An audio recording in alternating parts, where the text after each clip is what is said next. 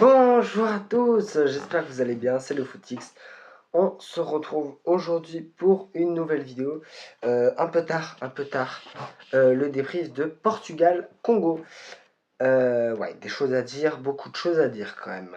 Et on va commencer directement en analysant cette composition portugaise. Au cage, Diego Costa qui n'aura pas été mauvais, parce qu'il a fait ce qu'il avait à faire. Mais malheureusement, il peut se plaindre de la défense, qui lui a donné vraiment pas des actions très très faciles. Et encore, je trouve que malgré les actions qu'il a eues, ouais, ça va. Franchement, non, ça va. Diego Costa qui a su bien jouer quand même. Il se prend un but qui est très dur à arrêter pour lui, quasiment impossible. Je me décale un peu. Oui. Donc en vrai, c'est plutôt un bon match de la part de Diego Costa qui le met en confiance. On va parler des latéraux. Sur le côté gauche, Nuno Mendes, le double champion d'Europe. Nuno Mendes qui n'a pas été mauvais, mais n'a pas été excellent non plus. Il n'était pas dedans le match. Il a eu du mal, il a eu certaines situations où c'était un peu compliqué, mais il s'en est quand même plutôt bien sorti, puisque c'est pas sur son côté que ça a débordé.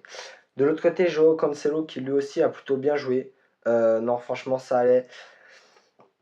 Cancelo qui a tout donné, je pense que ça l'a bien mis en confiance. Donc, non, franchement, bravo à Cancelo. Il a fait un vrai bon match de latéraux. Et ça fait longtemps qu'on l'avait pas vu aussi bon, le Cancelo. Donc, ça fait plaisir. Au mieux, la doublette Renato Veiga Arroyo. Alors, il y a des choses à dire. Je pense que déjà, on peut les excuser parce que ce sont deux très très jeunes qui remplacent Ruben Diaz qui n'était pas en forme. Donc, Renato Veiga qui a eu plus de mal quand même, qui a fait beaucoup de boulettes, notamment qui n'a pas pris au marquage Wissa sur le premier but, le seul but congolais.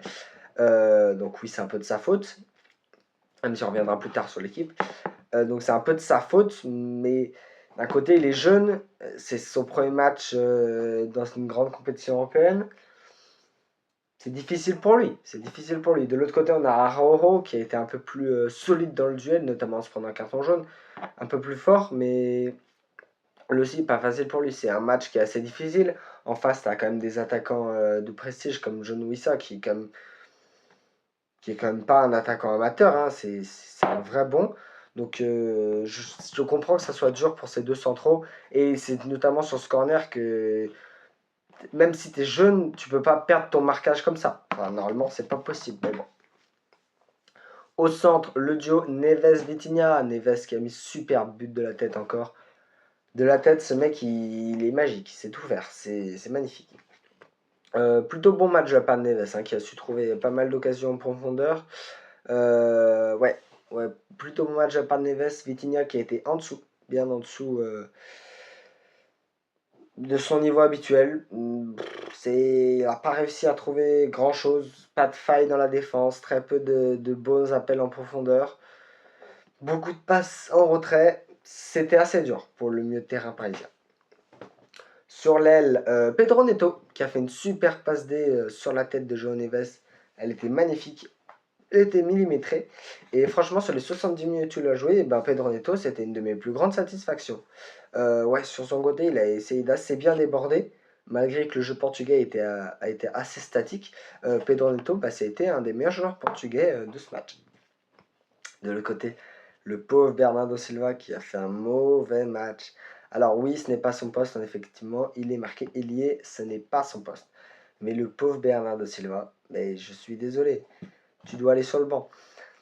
Roberto Martinez, ok, tu peux ne pas avoir l'audace, le courage de mettre Cristiano sur le banc parce que là, ça dépasse le cadre du football, c'est historique, c'est politique, c'est ok. Ok, pourquoi pas, pourquoi pas. Mais Bernardo Silva, il est bon quand l'équipe est bonne. C'est pas lui qui débloque un match à lui tout seul. Donc, au milieu de terrain, tu as ton Vitinha, Neves, Bruno Fernandes. Sur l'aile, tu vas me mettre des bons joueurs. Tu as Joao Félix qui a fait une super saison avec Al Nassr, qui a une très bonne connexion avec Ronaldo. Alors oui, l'aile, c'est pas son poste, il est plutôt 10. Mais il a dit qu'il adorait jouer sur l'aile. Tu peux le tester, tu peux le tester. Quand tu vois que Bernardo Silva, ça marche pas, tu peux tenter. Tu peux aussi mettre du Raphaël Leao. T'as plein de solutions. T'as plein de solutions. Bernardo Silva, on l'a déjà vu ailier pendant des années. Ça marche pas. Ça marche pas. Pep Guardiola l'a déjà tenté. Ça ne marche pas. C'est comme ça. Je dirais que ce sélectionneur Roberto Martinez, niveau tactique, il est pas bon. Il est vraiment pas bon. Il est pas bon. Au numéro 10, Bruno Fernandes, qui a fait un match pas mauvais, mais ça va. Après, il a eu très très peu de solutions hein, devant. Très difficile pour le milieu de terrain de Manchester United. Il a essayé de faire ce qu'il pouvait, mais c'est difficile. Quand, quand le bloc est serré comme ça, quand il n'y a aucune solution. Voilà. Et là, on entre sur le cas qui est le plus difficile, Cristiano Ronaldo. Alors là, ça fait 3 jours que je vois des trucs de Cristiano partout. Il est nul. Quand tu es avec lui, tu joues à 10. Il est trop nul. Mettre le pas titulaire. Mais les gars, est-ce que vous avez regardé le match? En attaque, il est tout seul. Tout seul. Alors oui, il y a une occasion qui loupe. Mais il peut rien faire. Il est toujours entouré de 2 joueurs congolais. Sur la frappe qui loupe, 2 joueurs congolais qui sont entourés autour de lui. Comment tu veux qu'il fasse quelque chose? En pointe, il est tout seul. Alors oui, il joue son numéro 9, le renard des surfaces, mais Ronaldo, tu lui envoies le ballon, un ballon sur la tête, il en a eu quoi? Même pas un. Il n'a même pas eu un ballon. Un ballon sur la tête pour Cristiano, c'est parfait. Il peut te faire quelque chose. Il a rien eu, il a rien eu. Enfin, on peut pas le critiquer. Oui, alors c'est plus le Ronaldo d'il y a 20 ans qui débordait sur le côté, qui allait renverser le match tout seul. Bah non, faut pas croire ça. Mais maintenant, Ronaldo, on l'a vu pendant la National League. Il est capable, il est capable. On l'a vu pendant les matchs de qualification, qu'il y avait quelque chose qui marchait bien. C'est entrer sur Cristiano, lui faire des passes. On a vu que ça marchait bien. Mais quand il était tout seul, bah, ça marche pas. Il était tout seul en attaque. Tout seul. Il peut rien faire. Puis c'est aussi un problème du Portugal. Quand le Portugal sont favoris qu'ils arrivent dans une grande compétition, excusez-moi le terme, ils se chient dessus. Ils se chient dessus. À part l'Euro 2016, où ils arrivent vraiment en tant qu'outsider, et là, vraiment, c'est vraiment une grosse surprise. La Coupe du Monde 2022, ils se chient dessus. L'Euro 2024, pareil. Coupe du Monde 2018, pareil. Euro 2020, j'en parle même pas. Il y a un vrai problème avec cette équipe. Après, je pense que le sélectionneur en est pour quelque chose aussi. Si on veut parler des entrants, Sao qui est entré, qui a fait du bien quand même. Ouais, sur l'aile, on a senti quand même que c'est beaucoup mieux que Bernardo Silva. Oui, Sao aussi, on peut tenter Sao sur le côté qui fait vraiment du bien. Nelson Semedo qui est entré en centrale, c'était pas mal aussi. Il y a eu du mieux. Il y a eu du mieux. Rafa Leo, c'était pas bon. Rafa Leo, c'était pas vraiment bon. Non, Raphaël Léo, il n'y avait pas. Raphaël Léo qui a été un peu trop nonchalant et qui n'a pas été très très bon. Il y a d'autres solutions, hein. On a aussi Diego Dallo, ouais, qui est assez bon.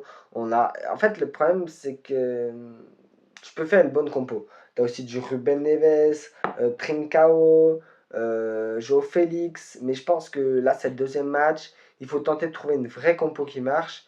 Et après, pourquoi pas l'essayer? Pourquoi pas l'essayer? Parce que cette compo, je pense qu'elle n'est pas encore parfaite. Euh, Si on doit analyser le match, les 20 premières minutes portugaises sont plutôt pas mal, hein, parce qu'on a déjà le but, donc 1-0. Après, on a un jeu de possession qui est assez intéressant, qui va vers l'avant, donc c'est plutôt sympa. Et à partir de 20 minutes, et surtout à partir du deuxième but, c'est nul, mais on s'ennuie. Mais on s'ennuie, mais j'ai même pas envie de regarder le match. On s'ennuie, c'est nul. C'est un jeu basé sur la 80% de possession pour le Portugal. Pourquoi? Pour rien en faire. La possession inutile, on l'a vu, ça ne sert à rien. Ça fait 20 ans que Pep Guardiola répète que la possession inutile, la possession pour se faire des passes, pour jouer à la baballe, ça ne sert à rien. Ça ne sert à rien. Je dis pas qu'il faut faire que des passes en avant, que des centres. Évidemment, tu peux faire des passes en arrière. Mais les 80%, sur les 80%, il y a 75% de la position qui ne servait à rien. C'était des passes en arrière, des trucs qui servaient à rien. T'es nul. Comment tu veux mettre en danger le bloc adverse avec ça? Comment tu veux le déstabiliser? Essayer de couper le bloc adverse en deux? Comment tu veux faire ça? C'est pas possible. C'est pas possible. Je sais même pas quoi dire. sais même pas quoi dire.